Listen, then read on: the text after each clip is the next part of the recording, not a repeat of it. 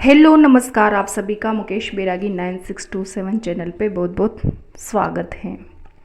आज का अपना टॉपिक है राजस्थान ज्योग्राफी में राजस्थान में ऊर्जा संसाधन। ये टॉपिक बहुत इंपॉर्टेंट है और राजस्थान की जिस भी भर्ती परीक्षा में ऊर्जा संसाधन का टॉपिक लगा हुआ है उन सभी स्टूडेंट्स के लिए उपयोगी है और फर्स्ट ग्रेड के लिए तो बहुत इंपॉर्टेंट है। यहाँ से एक क्वेश्चन जरूर आता है। तो ऊर्जा संसाधन किसे कहते हैं? तो वे संसाधन जिनसे कार्य करने की क्षमता बढ़ती है उसे क्या कहते हैं? तो ऊर्जा संसाधन कहते हैं। यानी कि जिनसे कार्य करने की क्षमता बढ़ती है उसे ऊर्जा संसाधन कहते हैं। और ऊर्जा हमें ऊष्मा शक्ति और विद्युत की ऊर्जा में हमें ऊष्मा शक्ति विद्युत की प्राप्ति होती है। ऊर्जा संसाधन की बात करें तो ऊर्जा या विद्युत किस कौन सी सूची का विषय है? तो समवर्ती सूची का विषय है। ये ऊर्जा विद्युत समवर्ती सूची का विषय है। ऊर्जा हमारे दैनिक जीवन की आवश्यकता है। 11वीं तथा 12वीं पंचवर्षीय योजना में सर्वोच्च प्राथमिकता ऊर्जा को दी गई थी। तो कौन सी पंचवर्षीय परियोजना में सर्वोच्च प्राथमिकता दी गई थी? तो 11वीं और 12वीं पंचवर्षीय योजना में सर्वाधिक प्राथमिकता दी गई थी। राष्ट्रीय ऊर्जा संरक्षण दिवस की बात करें तो 14 दिसंबर को मनाया जाता है। राष्ट्रीय ऊर्जा संरक्षण दिवस कब मनाया जाता है? तो 14 दिसंबर को। और अक्षय ऊर्जा दिवस 20 अगस्त को मनाया जाता है। राजस्थान राज्य विद्युत आपूर्ति अधिनियम की बात करें तो 1948 में इसकी स्थापना की गई थी। तो राजस्थान राज्य विद्युत आपूर्ति अधिनियम 1948 में राजस्थान राज्य विद्युत मंडल RSEB की स्थापना कब की गई थी? 1957 में। याद रखना है, राजस्थान राज्य विद्युत आपूर्ति अधिनियम 1948, राजस्थान राज्य विद्युत मंडल RSEB 1957 और राजस्थान विद्युत नियामक आयोग RERC 2 जनवरी 2000 को राजस्थान विद्युत नियामक आयोग की स्थापना की गई थी। राजस्थान विद्युत नियामक आयोग के तहत यानी कि RERC के तहत 19 जुलाई 2000 को 5 नई कंपनियों का गठन किया गया था। तो कितनी नई कंपनियों का गठन किया गया था? 5 नई कंपनियों का गठन किया गया था। ये 5 कंपनियां निम्नलिखित 5 कंपनियां जैसे राजस्थान राज्य विद्युत उत्पादन निगम लिमिटेड, राजस्थान राज्य विद्युत उत्पादन निगम लिमिटेड, राजस्थान राज्य विद्युत प्रसारण निगम लिमिटेड और जयपुर विद्युत वितरण निगम लिमिटेड, अजमेर विद्युत वितरण निगम लिमिटेड, जोधपुर विद्युत वितरण निगम लिमिटेड यानी कि राजस्थान राज्य विद्युत उत्पादन निगम लिमिटेड और राजस्थान राज्य विद्युत प्रसारण निगम लिमिटेड, जयपुर विद्युत वितरण निगम लिमिटेड, अजमेर विद्युत वितरण निगम लिमिटेड और जोधपुर विद्युत वितरण निगम लिमिटेड, इन पांचों कंपनियों का 19 जुलाई 2000 को गठन किया गया था। रेडा यानी कि रेडा की फुल फॉर्म है Rajasthan energy development agency. Rajasthan energy development agency यानी कि राजस्थान ऊर्जा विकास अभिकरण की स्थापना 1950 ईस्वी में की गई थी। तो रेडा की स्थापना कब की गई थी? 1950 ईस्वी में की गई थी। RSPCL Rajasthan state power corporation limited, इसकी स्थापना 1995 ईस्वी को की गई थी। तो RSPCL की स्थापना Rajasthan state power corporation limited की स्थापना 1995 ईस्वी को की गई थी। और उपर्युक्त दोनों को मिलाकर वर्ष 2002 में राजस्थान नवीनीकरण ऊर्जा निगम लिमिटेड की स्थापना की गई थी। तो जो जयपुर में है, यानी कि उपर्युक्त दोनों को मिलाकर वर्ष 2002 में राजस्थान नवीनीकरण ऊर्जा निगम लिमिटेड की स्थापना कहाँ की गई थी? तो जयपुर में की गई थी। मुख्यालय इसका जयपुर में। ऊर्जा संसाधनों का वर्गीकरण किया गया है जो 2 आधार पर किया जाता है। ऊर्जा संसाधनों का वर्गीकरण ये एक तो है परंपरा के आधार पर, दूसरा है नवीनीकरण के आधार पर। परंपरा के आधार पर और नवीनीकरण के आधार पर 2 आधार पर ऊर्जा का वर्गीकरण किया जाता है। सबसे पहले देखते हैं परंपरा के आधार पर वर्गीकरण। तो परंपरा के आधार पर वर्गीकरण 2 प्रकार का है, परंपरागत और गैर परंपरागत। परंपरागत किसे कहते हैं? तो ऐसे ऊर्जा संसाधन जिनका उपयोग हम प्राचीन समय से ही कर रहे हैं, तो उन्हें क्या कहते हैं? परंपरागत ऊर्जा संसाधन कहते हैं। इसके अंतर्गत आते हैं जैसे तापीय ऊर्जा में है ना कोयला आता है और कोयला, पेट्रोलियम, प्राकृतिक गैस इत्यादि तापीय ऊर्जा के अंतर्गत आते हैं। तो परंपरागत के अंतर्गत कोयला, खनिज तेल, प्राकृतिक गैस, जल विद्युत, परमाणु ऊर्जा आदि ऊर्जा ऊर्जा संसाधन आते हैं। और गैर परंपरागत किसे कहते हैं, तो ऐसे ऊर्जा संसाधन जिनका विकास पिछले कुछ दशकों से ही हुआ है या वर्तमान में उनका विकास किया जा रहा है, यानी कि जो नई तकनीक के आधार पर किया जाता है उन्हें गैर परंपरागत कहते हैं। और जो पुरानी तकनीक के आधार पर जिनका उपयोग पुरानी तकनीक के आधार पर किया जाता है तो उन्हें परंपरागत ऊर्जा संसाधन कहते हैं। गैर परंपरागत के अंतर्गत है जैसे सौर ऊर्जा, पवन ऊर्जा, बायोगैस, बायोमास, ज्वारीय ऊर्जा और भूतापीय ऊर्जा। गैर परंपरागत के अंतर्गत हैं सौर ऊर्जा, पवन ऊर्जा और बायोगैस, बायोमास और ज्वारीय ऊर्जा और भूतापीय ऊर्जा। याद रखना है इनके नाम कि कौन सा किसके अंतर्गत है। अगला वर्गीकरण है नवीनीकरण के आधार पर, जिसे अनव्यकरण या फिर नव्यकरण के आधार पर दो प्रकार से बांट सकते हैं। अनव्यकरण उसे कहते हैं यानी कि समाप्य, ऐसे ऊर्जा संसाधन जिन्हें मानव अपने जीवन काल में कभी फिर से नहीं बना सकता, यानी कि पुनः नहीं बना सकता, उन्हें अनव्यकरण है संसाधन कहते हैं। जैसे कोयला, खनिज तेल, प्राकृतिक गैस। कोयला, खनिज तेल, प्राकृतिक गैस, इनके भंडार है ना सीमित हैं और इन्हें दोबारा उपयोग में नहीं ले सकते, तो इन्हें क्या कहते हैं, अनव्यकरण या फिर समाप्य। अनव्यकरण या फिर असमाप्य ऐसे ऊर्जा संसाधन जिन्हें मानव प्रकृति में उपलब्ध चीज़ों से द्वारा अपने प्रयासों से बार बार बना सकता है, यानी कि फिर इसके भंडार असीमित हैं, इन्हें दोबारा बनाया जा सकता है। तो ऐसे ऊर्जा संसाधन हैं सौर ऊर्जा, पवन ऊर्जा, बायोगैस, बायोमास, ज्वारीय ऊर्जा, भूतापीय ऊर्जा और जल विद्युत। अगर जल विद्युत की बात करें ना तो ये नवीनीकरण के आधार पर नव्यकरण में आएगा। और जैसे परंपरा के आधार पर जल विद्युत परंपरागत ऊर्जा संसाधन के अंतर्गत आएगा, तो याद रखना है जल विद्युत का। राजस्थान की बात करें तो राजस्थान में है ना जो कुल ऊर्जा उत्पादन क्षमता में सर्वाधिक योगदान वैसे तापीय ऊर्जा का है। और अगर नवीनीकरण में ऊर्जा स्रोत की बात करें तो नवीनीकरण में तो योगदान पवन ऊर्जा का है। और तापीय ऊर्जा में वैसे राजस्थान में तापीय ऊर्जा का सर्वाधिक योगदान है। सबसे पहले देखते हैं परंपरागत ऊर्जा, यानी कि इसे अनव्यकरण ऊर्जा भी कहते हैं। तो परंपरागत ऊर्जा को अनव्यकरण ऊर्जा भी कहते हैं। इसमें सबसे पहले देखते हैं तापीय ऊर्जा, यानी कि सर्वाधिक योगदान है तापीय ऊर्जा का। थर्मल एनर्जी भी इसे कहा जाता है। इसके अंतर्गत है ना, इसके अंतर्गत अलग अलग प्रकार के प्लांट या फिर स्टेशन लगाए गए हैं, जैसे thermal power plant, super thermal और सुपर क्रिटिकल।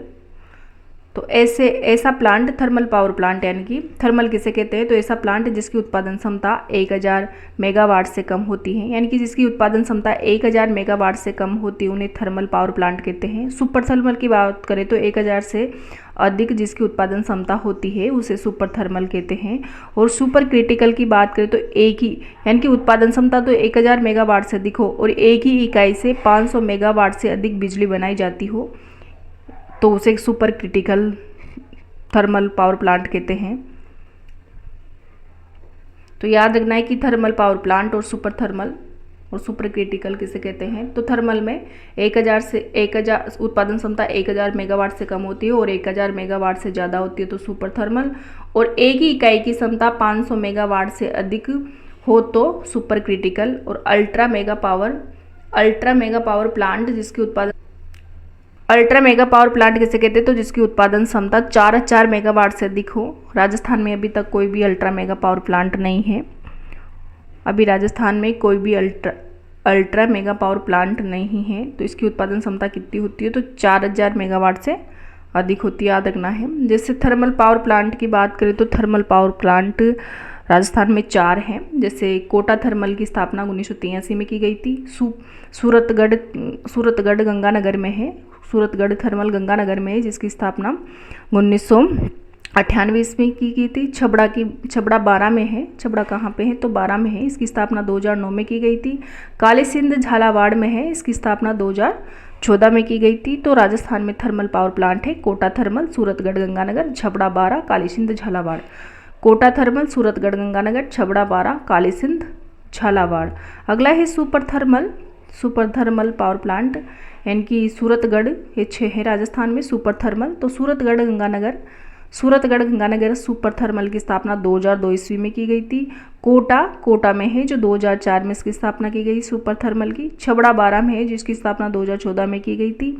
काली सिंध झालावाड़ में इसकी स्थापना 2015 में की गई थी, यानी कि इसको सुपर का दर्जा काली सिंध को 2015 में दिया गया था। और कवई बारा में है जिसकी स्थापना 2013 में, और बादेसर भाड़मेर में है, इसकी सुपर थर्मल की दर्जा 2013 में, यानी कि सुपर थर्मल कब बनाया गया था इसको, बादेश्वर बाड़मेर को 2013 में, कवई बारा को 2013 में, और छबड़ा बारा को 2014 में, कोटा को 2004 में, और सूरतगढ़ गंगानगर को 2002 ईस्वी में। सुपर क्रिटिकल की बात करें तो 4 है राजस्थान में सुपर क्रिटिकल, काली सिंध, छबड़ा बारा और सूरतगढ़ गंगानगर, कवई बारा। काली सिंध झालावाड़ की स्थापना की बात करें तो सुपर क्रिटिकल की 2014 में की गई थी, छबड़ा बारा की 2011 में की गई थी, सूरतगढ़ गंगानगर की कब की गई थी, तो सूरतगढ़ गंगानगर की 2020 में, और कवई बारा की बात करें तो 2013 में की गई थी। सबसे पहले देखते हैं Kota super thermal power plant को, जो कोटा में है। Kota super thermal power plant की बात करें तो ये राज्य का पहला तापीय बिजलीघर या फिर थर्मल पावर प्लांट है। ये राज्य का पहला तापीय बिजलीघर या फिर थर्मल पावर प्लांट है। राज्य का दूसरा सुपर थर्मल है। पहला थर्मल है और दूसरा सुपर थर्मल है। बिटुमेंस कोयले पर आधारित है ये, और इसकी उत्पादन क्षमता की बात करें तो 1240 मेगावाट है। Kota super thermal power plant की उत्पादन क्षमता की बात करें तो कितने हैं, 1240 मेगावाट। इसमें 7 इकाइयाँ हैं, जो 110 मेगावाट की 2 इकाइयाँ हैं, यानी कि 2 इकाइयाँ 110 मेगावाट की 2 यूनिट है, 210 मेगावाट की 3 है, और 195 मेगावाट की 2 यूनिट है। टोटल हो गई 1240 मेगावाट। 110 2, 210 3 और 195 2, तो 7 इकाइयाँ होगी टोटल। थर्मल पावर प्लांट की बात करें तो इसको थर्मल 1983 में बनाया गया था, और सुपर थर्मल कब बनाया गया था, तो 2004 में इसको सुपर थर्मल पावर प्लांट बनाया गया था, याद रखना है। अगला है Suratgarh super critical thermal power plant. Suratgarh super critical thermal power plant, तो ये है ना ठुकराना गांव में सूरतगढ़ गंगानगर में है। तो Suratgarh super critical thermal power plant कहाँ पे, ठुकराना गांव सूरतगढ़ गंगानगर में है। राज्य का प्रथम सुपर है ये, और दूसरा तापीय बिजलीघर है। पहला तापीय बिजलीघर कोटा है और दूसरा तापीय बिजलीघर सूरतगढ़ गंगानगर में है, यानी कि प्रथम सुपर और दूसरा तापीय बिजलीघर है। लिग्नाइट कोयले पर आधारित है ये। लिग्नाइट कोयले का इसमें प्रयोग किया जाता है। इकाइयाँ 8 है यहाँ पर। 250 मेगावाट की 6 इकाइयाँ जो 1500 मेगावाट हो गए, और 660 की 2 इकाइयाँ हैं 1320। टोटल विद्युत क्षमता है इसकी 2820 मेगावाट। तो कुल विद्युत उत्पादन कितना है इसका, 2820 मेगावाट। राज्य का सर्वाधिक विद्युत उत्पादन वाला संयंत्र है ये, यानी कि Suratgarh super thermal power plant राज्य का सर्वाधिक विद्युत उत्पादन करने वाला संयंत्र है, जिसमें 2820 मेगावाट विद्युत उत्पादन की जाती है। अगला है Chhabra super critical thermal power plant. ये मोतीपुरा गांव छबड़ा बारा में है। तो Chhabra super critical thermal power plant कहाँ पे है, मोतीपुरा गांव छबड़ा बारा में है। ये राज्य का तीसरा सुपर थर्मल पावर प्लांट है। दूसरा सुपर क्रिटिकल है, और इकाइयाँ यहाँ पे 6 है। 250 मेगावाट की 4 इकाइयाँ हैं, और 660 मेगावाट की 2 इकाइयाँ हैं। टोटल विद्युत उत्पादन क्षमता की बात करें तो 2320 मेगावाट यहाँ टोटल विद्युत क्षमता है। ये राज्य का दूसरा सर्वाधिक विद्युत उत्पादन वाला पावर प्लांट है। तो राज्य का दूसरा सर्वाधिक विद्युत उत्पादन करने वाला पावर प्लांट कौन सा है, तो Chhabra super critical thermal power plant है।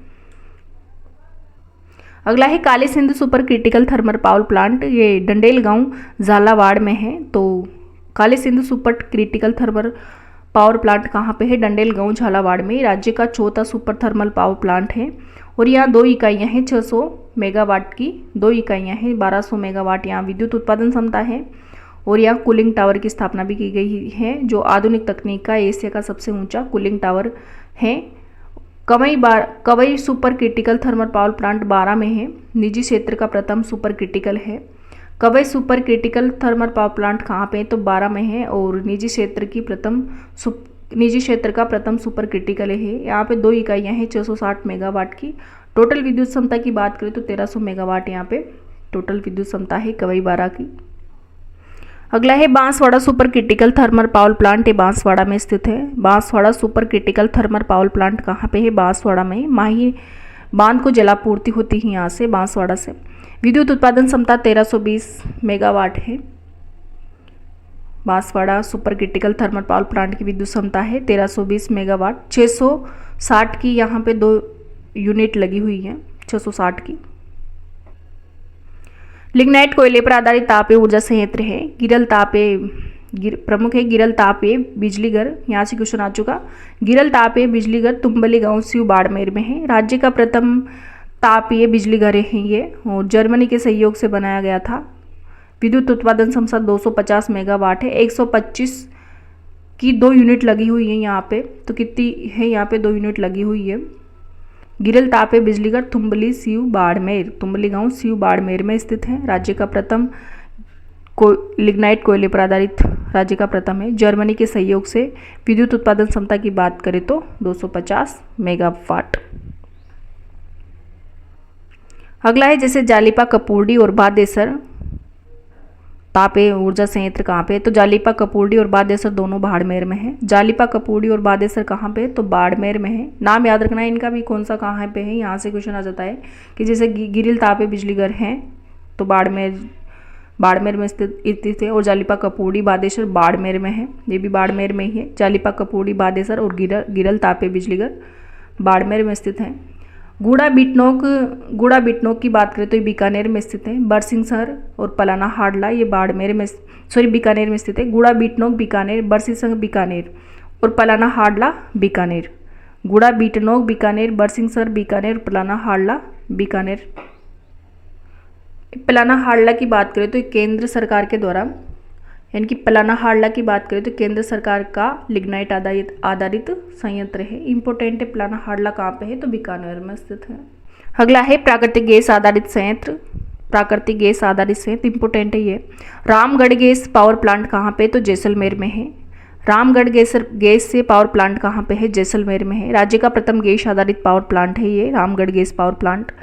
273.5 मेगावाट उत्पादन क्षमता है इसकी। एशिया का सबसे ऊंचा टीवी टावर रामगढ़ जैसलमेर में बना हुआ है। तो एशिया का सबसे ऊंचा टीवी टावर कहाँ पे बना हुआ है? रामगढ़ जैसलमेर में है, और ये प्रथम गैस आधारित प्लांट है। धौलपुर में नेपता आधारित संयंत्र है, यानी कि धौलपुर में नेपता गैस पर आधारित संयंत्र है। और झामरकोटड़ा गैस संयंत्र उदयपुर में है। झामरकोटड़ा गैस संयंत्र कहाँ पे है? उदयपुर में। नाम याद रखना है कौन सा कहाँ पे। अंता गैस संयंत्र क्वेश्चन आया हुआ यहाँ से। अंता गैस संयंत्र कहाँ पे? तो 12 में है। ये NTPC national thermal power corporation, इसका पूरा नाम है एनटीपीसी का, नेशनल थर्मल पावर कॉरपोरेशन, यानी कि राष्ट्रीय ताप विद्युत निगम के द्वारा संचालित है। अंता गैस संयंत्र किसके द्वारा संचालित है? तो ये केंद्र सरकार के द्वारा एनटीपीसी के द्वारा संचालित है। केशोराई पाटन गैस संयंत्र ये बूंदी में स्थित है। ये निजी क्षेत्र का गैस आधारित का प्रथम सुपर थर्मल पावर संयंत्र है। केशोराई पाटन गैस संयंत्र कहाँ पे है? बूंदी में है। निजी क्षेत्र का गैस आधारित प्रथम सुपर थर्मल पावर संयंत्र है, याद रखना है आपको। आगे देखते हैं प्रमुख जल विद्युत परियोजनाएं। तो प्रमुख जल विद्युत परियोजनाओं में सबसे पहले भाखड़ा नांगल परियोजना को देखते हैं। भाखड़ा नांगल की बात करें तो ये है ना, भाखड़ा नांगल परियोजना सतलज नदी पर बनाई गई है। सतलज नदी पर भाखड़ा नांगल परियोजना बनाई गई है, और राजस्थान, पंजाब और हरियाणा की संयुक्त परियोजना है। राजस्थान, पंजाब व हरियाणा की भाखड़ा नांगल संयुक्त परियोजना है। इसमें 2 बांध बनाए गए हैं। एक तो भाखड़ा बांध बनाया गया है जो हरियाणा में है, और नांगल बांध है जो रोपड़ पंजाब में स्थित है। तो नांगल बांध कहाँ पे है? रोपड़ पंजाब, और भाखड़ा बांध हरियाणा में बनाया गया है। भारत की सबसे बड़ी बहुउद्देश्य नदी घाटी परियोजना है भाखड़ा नांगल परियोजना। इंपॉर्टेंट है, भारत की सबसे बड़ी बहुउद्देश्य नदी घाटी परियोजना है। भाखड़ा नांगल परियोजना की बात करें तो कुल विद्युत उत्पादन क्षमता 1550.73 मेगावाट है। तो इसकी उत्पादन क्षमता कितनी है? तो 1550.73 मेगावाट है, जिसमें राजस्थान के हिस्से की बात करें तो 15.22%। हिस्सा याद रखना है आपको, राजस्थान का हिस्सा कितना है भाखड़ा नांगल परियोजना में विद्युत उत्पादन क्षमता में, तो 15.22% है, यानी कि 236 मेगावाट यहाँ से विद्युत उत्पादन राजस्थान को मिलती है, 236 मेगावाट। अगली विद्युत परियोजना है, अगली जल विद्युत परियोजना है व्यास जल विद्युत परियोजना। यह व्यास नदी पे बनाई गई है। इसमें 2 बांध है, पंडोह बांध और पोंग बांध। पंडोह बांध और पोंग बांध। पंडोह बांध में राजस्थान में बिजली की बात करें तो 20% है, और पोंग बांध में 58% है।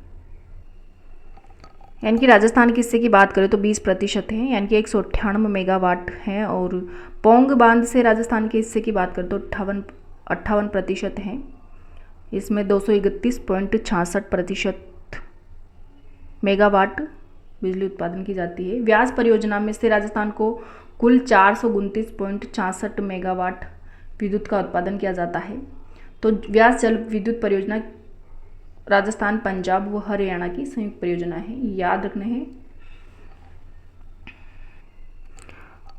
अगली है चंबल परियोजना। ये चंबल नदी पे बनाई गई है। चंबल परियोजना की बात करें तो चंबल नदी पर, ये राजस्थान व एमपी की 50-50% की संयुक्त परियोजना है चंबल परियोजना, और जिसमें 386 मेगावाट बिजली बनाई जाती है। तो चंबल परियोजना से कितनी बिजली बनाई जाती है? 386 मेगावाट बिजली बनाई जाती है। राज्य को प्राप्त बिजली राजस्थान को 193 मेगावाट मिलती है, यानी कि 50% 193 मेगावाट राजस्थान को बिजली प्राप्त होती है चंबल परियोजना से। चंबल नदी पर 4 बांध बनाए गए, जिसमें 3 बांधों पर जल विद्युत का उत्पादन किया जाता है। तो चंबल परियोजना में कितने बांध बनाए गए? 4 बांध बनाए गए टोटल, उसमें से 3 बांधों पर बिजली उत्पादन किया जाता है, और 1 बांध कोटा बैराज से केवल सिंचाई की जाती है। कोटा बैराज से सिंचाई की जाती है। 4 बांध बनाए गए, जिस दिन में से 3 बांध पे जल विद्युत का उत्पादन होता है, और 1 बांध कोटा बैराज से सिंचाई की जाती है।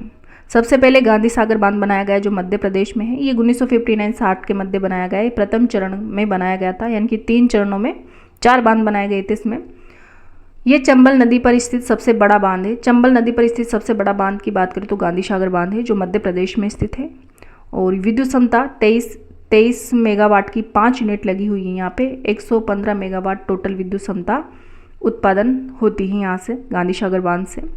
और अगला है जैसे राणा प्रताप सागर बांध। तो राणा प्रताप सागर बांध की बात करें तो द्वितीय चरण में बनाया गया था 1968 ईस्वी में, और ये राजस्थान का सबसे बड़ा बांध है। चंबल नदी पर राजस्थान का सबसे बड़ा बांध राणा प्रताप सागर है। वैसे ओवरऑल में देखा जाए तो चंबल नदी पर सबसे बड़ा बांध गांधी सागर है, और राजस्थान की बात करें तो राणा प्रताप सागर बांध है। विद्युत उत्पादन क्षमता की बात करें तो 172 मेगावाट विद्युत उत्पादन क्षमता होती है राणा प्रताप सागर बांध से। 43 मेगावाट की 4 इकाइयाँ लगी हुई है यहाँ पे। अगला है जैसे जमार सागर बांध। जमार सागर बांध की बात करें तो कोटा में है, यानी कि कोटा बूंदी की सीमा में है। तो तृतीय चरण में बनाया गया था ये 1972 ईस्वी में। विद्युत उत्पादन क्षमता की बात करें तो 99 मेगावाट है। 33 यूनिट की 3 इकाइयाँ लगी हुई हैं यहाँ पर। 33 मेगावाट की 3 इकाइयाँ हैं, जो 99 मेगावाट विद्युत उत्पादन क्षमता होती है, याद रखना है आपको। कोटा बैराज 1960 में बनाया गया था। ये राज्य का सर्वाधिक कैचमेंट एरिया वाला बांध है, और इस बांध का उद्देश्य केवल सिंचाई करना है। अगली है माही जल विद्युत परियोजना। ये माही नदी पर बनी हुई है बांसवाड़ा में। माही जल विद्युत परियोजना गुजरात व राजस्थान की संयुक्त परियोजना है। गुजरात का हिस्सा इसमें 55% और 45 राजस्थान का, यानी कि 55-45 की परियोजना है। गुजरात 55 और राजस्थान 45। यहाँ टोटल विद्युत उत्पादन क्षमता की बात करें तो माही परियोजना से कुल उत्पादन क्षमता 140 मेगावाट विद्युत का उत्पादन होता है। संपूर्ण विद्युत का उपभोग राजस्थान के द्वारा ही किया जाता है, यानी कि 25 मेगावाट की 2 यूनिट लगी हुई है, जो 50 मेगावाट, और 45 मेगावाट की 2 यूनिट 90 मेगावाट, यानी कि 50 और 90 कितने हो जाते हैं? 140। 25 मेगावाट की 2 इकाइयाँ लगाई थी 1986 में, और 45 मेगावाट की 2 इकाइयाँ लगाई थी जो 1989 ईस्वी में लगाई थी। तो याद रखना है कि माही जल विद्युत परियोजना से कितनी मेगावाट विद्युत उत्पादन होती है? तो 140 मेगावाट विद्युत का उत्पादन होता है। अगली है अनास जल विद्युत परियोजना, ये बांसवाड़ा में स्थित है अनास नदी पर। ये राजस्थान की परियोजना है। विद्युत उत्पादन की बात करें तो 45 मेगावाट यहाँ से विद्युत उत्पादन होती है। राजस्थान अनास जल विद्युत परियोजना कहाँ पे है? बांसवाड़ा में अनास नदी पे राजस्थान की परियोजना है ये। केवल ये राजस्थान की परियोजना है। विद्युत उत्पादन 45 मेगावाट है। झाकम जल विद्युत परियोजना जाखम नदी पर बनाई गई है प्रतापगढ़ में।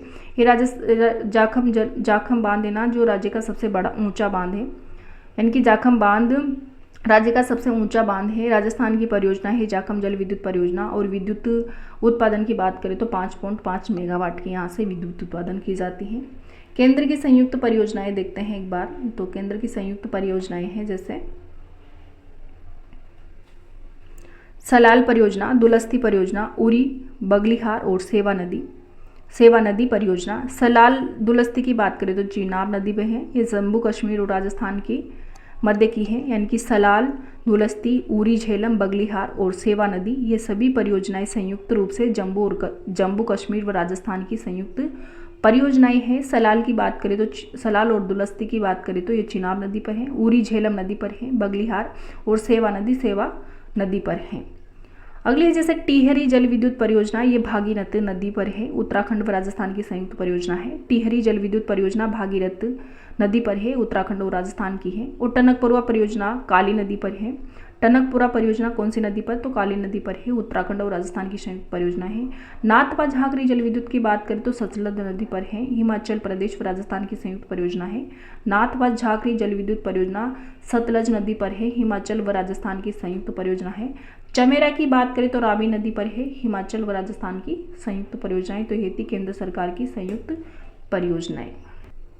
आगे देखते हैं आणविक ऊर्जा या परमाणविक ऊर्जा। तो आणविक ऊर्जा में है ना, परमाणु ऊर्जा विभाग की स्थापना कब की गई थी? तो परमाणु ऊर्जा विभाग की स्थापना 1954 में की गई थी। 3 अगस्त 1954 को परमाणु ऊर्जा विभाग की स्थापना की गई थी। परमाणु ऊर्जा विभाग का उद्देश्य था कि प्रौद्योगिकी अधिक संपदा के सर्जन करना एवं भारत को शक्ति संपन्न बनाना इसका उद्देश्य था। इसके उद्देश्य की बात करें तो इसमें राजस्थान में देखते हैं रावतबाटा परमाणु ऊर्जा संयंत्र चित्तौड़गढ़ राजस्थान में है। तो राजस्थान में परमाणु ऊर्जा संयंत्र कहाँ पे है? तो चित्तौड़गढ़ राजस्थान में है। राज्य का प्रथम परमाणु ऊर्जा संयंत्र ये और भारत का दूसरा है। भारत का दूसरा परमाणु ऊर्जा संयंत्र है और राजस्थान का राज्य का प्रथम परमाणु ऊर्जा संयंत्र है चित्तौड़गढ़ रावतबाटा परमाणु। ये भारत का दूसरा है। अगर भारत की प्रथम परमाणु ऊर्जा संयंत्र की बात करें तो तारापुर महाराष्ट्र में है और ये भारत का दूसरा है रावतबाटा परमाणु ऊर्जा संयंत्र। स्थापना 1965 कनाडा के सहयोग से इसकी स्थापना की गई थी। और कुल उत्पादन क्षमता की बात करें तो 1180 मेगावाट यहाँ की कुल विद्युत उत्पादन क्षमता है। यहाँ 6 इकाइयाँ लगी हुई हैं। तो रावतबाटा परमाणु ऊर्जा संयंत्र में कितनी इकाइयाँ हैं? 6 इकाइयाँ हैं। 100 मेगावाट की 1 इकाई है जो और 200 मेगावाट की 2 इकाई है, 220 मेगावाट की 4 इकाई है, टोटल 1180 मेगावाट। 7वीं व 8वीं इकाई 700 मेगावाट की निर्माणाधीन है। 7वीं व 8वीं इकाई है ना 700 मेगावाट की निर्माणाधीन है। 8वीं इकाई की बात करें तो ये पूर्णतः महिलाओं द्वारा संचालित होगी। 8वीं इकाई पूर्णतः महिलाओं के द्वारा ही संचालित होगी। अगर राजस्थान के दूसरे परमाणु ऊर्जा संयंत्र की बात करें तो ये है ना दूसरा परमाणु ऊर्जा संयंत्र बांसवाड़ा पे है, माही नदी पर बनाया जाए प्रस्तावित है। राजस्थान का दूसरा परमाणु ऊर्जा संयंत्र माही नदी के किनारे नापला बांसवाड़ा में प्रस्तावित है जो 700 मेगावाट की यहाँ पे 4 इकाइयाँ लगाई जाएगी। तो ये था आज का टॉपिक राजस्थान में ऊर्जा संसाधन में, जिसमें परंपरागत ऊर्जा या अनवीकरणीय ऊर्जा संसाधन को पढ़ लिया है। आगे के टॉपिक में पढ़ेंगे गैर परंपरागत या फिर नवीनीकरणीय ऊर्जा संसाधन। तो वीडियो देखने के लिए आपको बहुत बहुत धन्यवाद। अगर आपने चैनल को सब्सक्राइब नहीं किया हो तो सबसे पहले आप चैनल को सब्सक्राइब कर लो ताकि इस प्रकार के वीडियो आपको मिलते रहेंगे। ये एग्ज़ाम के टाइम पे रिवीजन नोट्स है तो इसको बार बार रिवीजन करें इनका। वीडियो देखने के लिए आपका बहुत बहुत धन्यवाद।